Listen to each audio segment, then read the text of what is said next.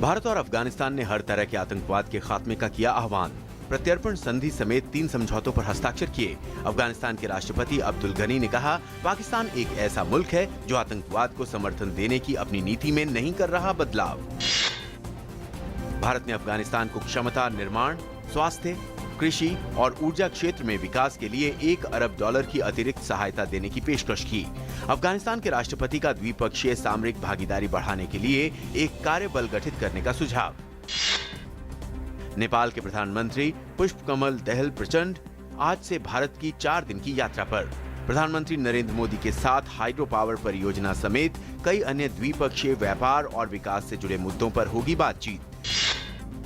Supreme court Kaveri नदी के जल बंटवारे के मुद्दे पर तमिलनाडु और कर्नाटक में हिंसा प्रदर्शनों के मद्देनजर कानून व्यवस्था बनाए रखने के लिए केंद्र, तमिलनाडु और कर्नाटक को निर्देश देने वाली याचिका की आज सुनवाई करेगा।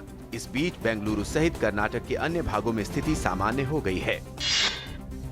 विदेश मंत्री सुषमा स्वराज ने ट्वीट कर बताया है कि 29 जुलाई 2015 से लीबिया में बंदी बनाकर रखे गए आंध्र प्रदेश के टी गोपाल कृष्णन और तेलंगाना के सी बालाराम किशन को रिहा कर लिया गया है।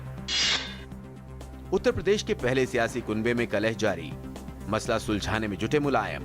दिल्ली में शिवपाल से की लंबी चर्चा। अखिलेश ने कहा, परिवार की नहीं सरकार की है लड़ाई। वहीं पार्टी के वरिष्ठ नेता रामगोपाल यादव ने कहा, समाजवादी पार्टी में सब कुछ ठीक है, बस थोड़ी सी गलतफहमी का माहौल बन गया था। सौम्या मर्डर केस के दोषी गोविंदाचामी की मृत्यु दंड पर सुप्रीम कोर्ट ने लगाई रोक। कोर्ट ने साथ ही गोविंदाचामी को दोषी माना।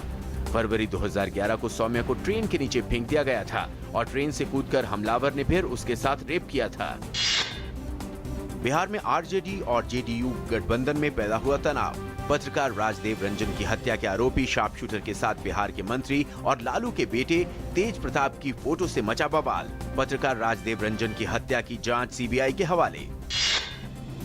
आज अभियंता दिवस है।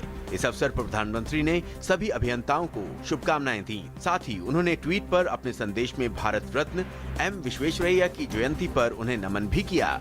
वहीं सूचना प्रसारण मंत्री एम वेंकैया नायडू ने एम विश्वेश्वरैया की 155वीं जयंती पर राजधानी दिल्ली में उनकी प्रतिमा पर माल्यार्पण किया। देश भर में 10 दिनों तक चले गणेश महोत्सव का गणेश विसर्जन के साथ होगा समापन। देश के तमाम हिस्सों, खासकर महाराष्ट्र में गणपति विसर्जन के लिए सुरक्षा के पुख्ता इंतजाम। दूरदर्शन आज अपना 57वां स्थापना दिवस मना रहा है। 15 सितंबर 1959 को दिल्ली में दूरदर्शन की स्थापना शैक्षणिक विकास संबंधी नीतियों को बढ़ावा देने के लिए प्रायोजिक तौर पर की गई थी। सूचना एवं प्रसारण मंत्री वेंकैया नायडू ने दूरदर्शन को सफलतापूर्वक 57 साल का सफर पूरा करने पर बधाई दी। पाकिस्तान में कराची जाने वाली यात्री ट्रेन और एक मालगाड़ी की मुल्तान के निकट टक्कर हो जाने से कम 6 लोगों की मौत हो गई और 150 से ज्यादा घायल हो गए। ये दुर्घटना शेरशाह इलाके में बुच रेलवे स्टेशन के पास हुई। टक्कर इतनी जबरदस्त थी कि गाड़ी के 4 डिब्बे पलट गए। अमेरिका में राष्ट्रपति पद के चुनाव के लिए डेमोक्रेटिक पार्टी की उम्मीदवार हिलेरी क्लिंटन ने स्वास्थ्य में सुधार।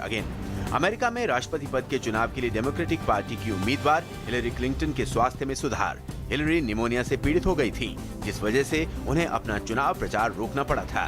क्लिंटन आज से चुनाव प्रचार अभियान के तहत अपनी यात्रा शुरू करेंगी। चक्रवाती तूफान मेरांती पूर्वी चीन के फुजियान प्रांत के तटीय शहर श्यामेन में पहुंच गया है। तूफान से इलाके में 180 किलोमीटर प्रति घंटे की तेज हवाएं चलीं और भारी बारिश हुई। तेज हवा और भारी बारिश के चलते शहर के कुछ इलाकों में बिजली चली गई और स्थानीय राजमार्ग बंद कर दिए गए। चैंपियंस लीग फुटबॉल प्रतियोगिता में रियल मैड्रिड ने रोनाल्डो और मोराटा के गोलों की मदद से स्पोर्टिंग लिस्बन को 2-1 से हराया। वहीं सर्जियो एग्वेरो की हैट्रिक की बदौलत मैनचेस्टर सिटी ने जर्मन क्लब बोरुसिया मönchengladbach को 4-0 से दी मात।